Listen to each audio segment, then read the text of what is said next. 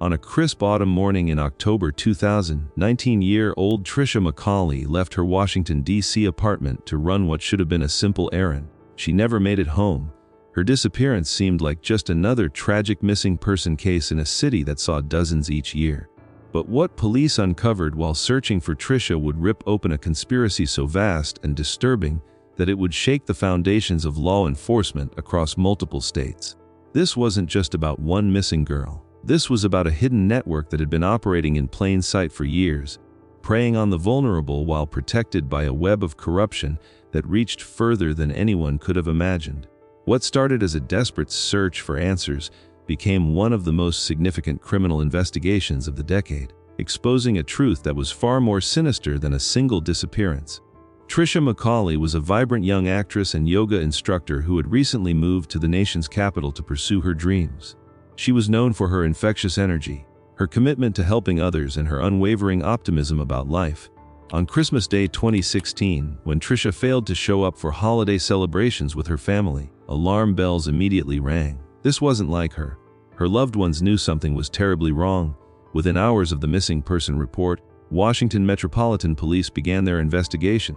What they initially treated as a standard missing person case took a dramatic turn when they discovered Tricia's car had been captured on surveillance cameras in a completely different part of the city. The vehicle was being driven erratically, and the person behind the wheel was definitely not Tricia.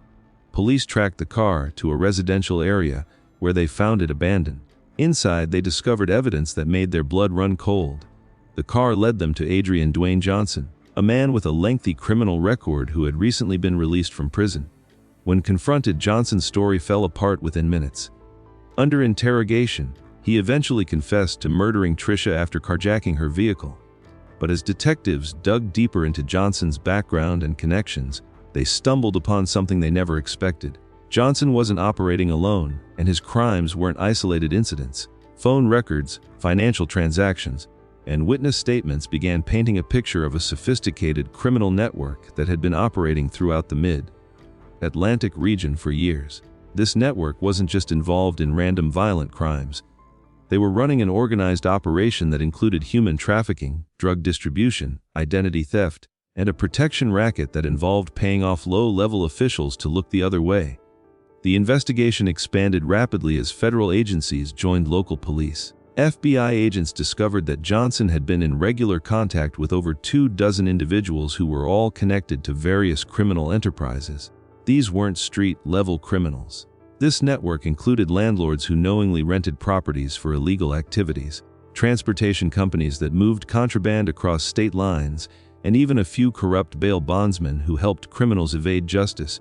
One of the most disturbing revelations came when investigators examined missing person reports from the previous 5 years. They found a pattern. Multiple young women who fit a similar profile to Tricia had disappeared under suspicious circumstances in Maryland, Virginia, and Washington, D.C. While not all of these cases could be definitively linked to the network, the connections were too significant to ignore. The task force discovered that the network had been targeting vulnerable individuals, particularly young women who were new to the area, had few local connections, or were struggling financially. The deeper investigators dug, the more connections they uncovered. Financial records showed money being laundered through legitimate businesses including nail salons, used car dealerships, and small restaurants. These businesses were owned by individuals who had direct connections to the core members of the network.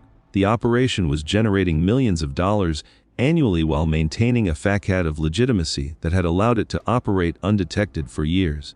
Perhaps most shocking was the discovery that the network had informants within various organizations who would tip them off about potential investigations. While these weren't high-ranking officials, they included a records clerk, a tow truck dispatcher, and a court administrator who had access to sensitive information. This explained how the network had managed to stay ahead of law enforcement for so long. The investigation became one of the largest coordinated operations in the region's history. Over 18 months, law enforcement conducted simultaneous raids across 3 states. They arrested 47 individuals on charges ranging from murder and kidnapping to racketeering and conspiracy. The assets seized included over $3 million in cash, dozens of properties, luxury vehicles, and enough evidence to fill multiple warehouses. The trial that followed captured national attention. Prosecutors presented a case that revealed the network's structure, operations, and the devastating impact on countless victims and their families. Johnson received a life sentence without the possibility of parole for Trisha's murder, while other network members received sentences ranging from 15 years to life in prison. The conviction sent shockwaves through the criminal underworld and exposed critical vulnerabilities in how different law enforcement agencies communicated about ongoing investigations. The case also led to significant reforms. Law enforcement agencies in the region established new protocols for sharing information about missing persons and suspicious patterns. Training programs were developed to help officers identify signs of organized criminal networks. Community organizations received funding to provide support services for at-risk individuals who might be targeted by similar operations. For Trisha's family, the investigation brought both closure and continued pain. While they finally had answers about what happened to their daughter, those answers revealed a criminal ecosystem that had been allowed to flourish for far too long. Her mother became an advocate for missing persons, working tirelessly to ensure that other families wouldn't have to endure the same nightmare. She successfully lobbied for legislation that improved how missing person cases are investigated and how information is shared between jurisdictions. Trisha McCauley's story is a stark reminder that behind every missing person case lies a family desperately searching for answers, and sometimes those answers reveal truths that society would rather ignore. Her case didn't just solve one murder. It exposed an entire criminal infrastructure and led to justice for multiple victims. It proved that persistence, thorough investigation, and interagency cooperation can dismantle even the most entrenched criminal networks. If this story moved you or opened your eyes to the hidden dangers that exist in our communities, make sure you subscribe to our channel and hit that notification bell. We're committed to bringing you true stories that matter, stories that expose injustice and celebrate the tireless work of those who fight for truth. Like this video to help us reach more people who need to hear these important stories, and drop a comment below sharing your thoughts. Have you heard of other cases where one investigation led to unexpected discoveries? Let's keep this conversation going. Together, we can raise awareness about the issues that too often remain in the shadows. Stay informed, stay vigilant, and we'll see you in the next video.